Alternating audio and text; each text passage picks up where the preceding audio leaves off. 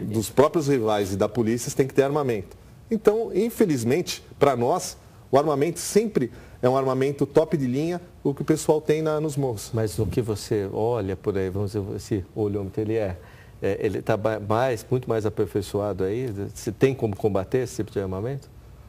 Olha, ultimamente, até teve alguns delegados gerais que, o penúltimo, não o último, agora o penúltimo, que eu tive conhecimento, ele conseguiu uma inovação muito grande na parte de compra de material para a polícia, para aparelhar melhor eles.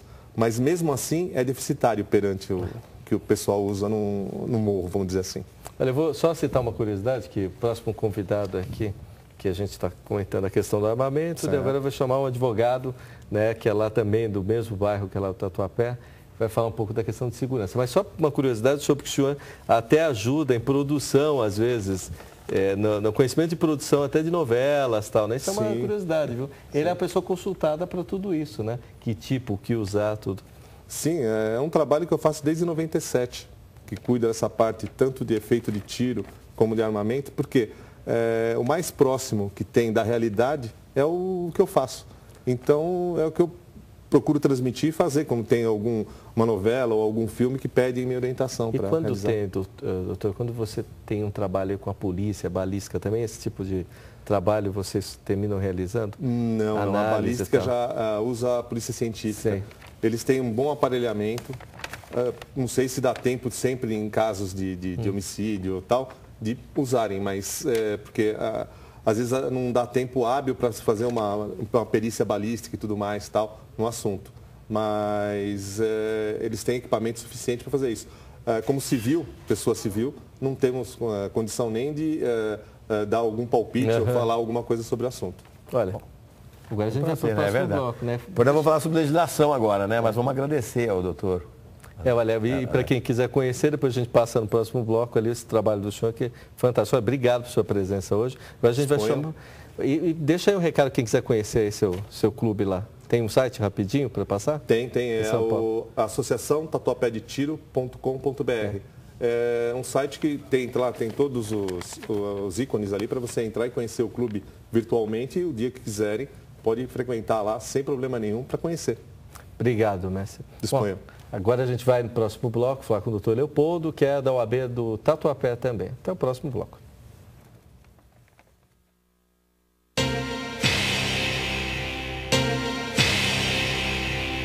Você está aqui no Questão de Justiça. Hoje a gente falando um pouquinho, um programa diferente, falando também de segurança, mas comentando mais especificamente a quem manuseia a parte de armamento. Eu acho importante saber como é que se usa esse tipo de material, vou colocar assim, né? Como disse o nosso entrevistado anterior, ela não faz nenhum estrago se não manuseado errado, né? E aqui, para seguir a linha do programa, também temos o doutor Leopoldo, que é diretor lá da OAB do Tatuapé, né? Que a gente quer conversar um pouco da área, da questão da criminalidade, né? Como é que esses dados influem, essa questão do armamento, às vezes, irregular que está aí nas ruas, né? Então, um pouco da visão dele, né, Raul? Claro. Como é que funciona isso na área legislativa, né? Não, perdão, judiciário. Tudo bom, Walter? Tudo bom? Doutor Raul Jafé. Na verdade, nós tivemos, no transcorrer desses últimos anos, desde 1997 para cá, algumas alterações na legislação. Então, diversas alterações, ou seja, o legislador ele buscou, através das leis, né, a questão da redução ou não da criminalidade, né, é o que se discute hoje. Só que o que se vê atualmente é uma série de questões envolvendo a criminalidade. Nós temos aí um exemplo, por exemplo, no Rio de Janeiro, né, a sociedade vê aquela questão do indivíduo lá no morro, né, com um armamento pesado. Não sei das né, não consigo, e de um outro lado nós temos uma lei, né, que pune aquele cidadão que transporta uma arma de uma maneira irregular, sem as determinações legais, conforme o presidente da associação Tatuapé de Tiro comentou, né, sem a devida regulamentação, e ele acaba sendo punido, né, aquele cidadão que transporta hoje uma arma, né, consigo, né, sem o porte devidamente registrado na Polícia Federal, sem a regulamentação específica, ele será punido, vai ser conduzido para a delegacia, né? vai ser lavrado um boletim de ocorrência e vai ser preso em flagrante delito. Né? A lei, inclusive, diz que o crime é inafiançável. Mas aí o que se pergunta é, bom, o crime é inafiançável e o cidadão, ele porta uma arma de fogo e daqui a uns meses ele sai, né, da prisão. O que acontece é o seguinte, a lei ela foi elaborada de uma forma técnica, né, com objetivos. Acontece que, como todas as leis, né, nós que somos operadores do direito, nós sabemos que existe algumas brechas nessa lei. Não que a lei não seja... não que a lei não tenha efetividade, ela tem. Porém, aquele cidadão que é primário, tem bons antecedentes, enfim, em determinadas situações, ele dentro dessa ótica legislativa, ele acaba se beneficiando por responder esse processo em liberdade. Agora vai ser punido e vai responder um processo sobre o crivo do contraditório, vai ter uma sentença, né, elaborada por um juiz de direito e vai ser condenado. Agora, vem aquela questão, será que essa lei reduziu a criminalidade? O que aconteceu é o seguinte, hoje o cidadão, ele fica... Na verdade, a lei ela buscou o quê? Desarmar o cidadão. Então, o cidadão, ele está desarmado, né, sob o ponto de vista...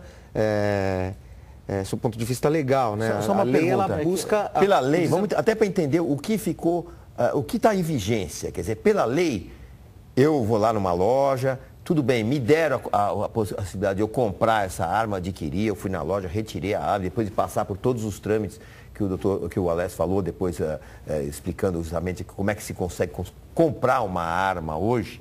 Então eu queria dizer o seguinte, eu tenho arma, eu posso usá-la na rua? Depende, ou só dentro de casa? Depende da forma que ela foi adquirida. Né? Então, por exemplo, se ela foi adquirida dentro, por exemplo, um atirador, né, que ele faz o CR lá junto ao Exército, se ele tem esse certificado de registro, ele pode ter a arma na casa dele.